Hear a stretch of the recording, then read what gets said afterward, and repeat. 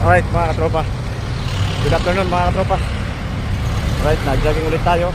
Dito naman tayo sa C5. Sa ngayon naka 5 kilometers tayo mga katropa.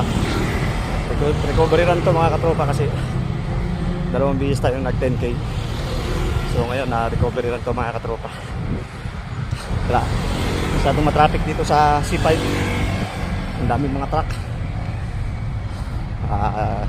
Kaya talaga siguro pagka malapit na ang holiday season, kaya maraming mga delivery, maraming mga truck naghahabol sa mga biyahe mga katropa.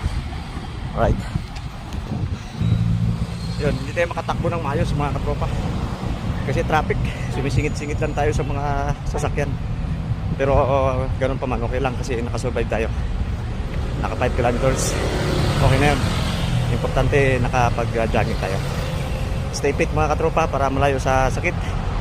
Kumain ng mga masustansyang pagkain, iwasan ng alak at sigarilyo. Stay fit. See you in my next vlog. Alright, bye.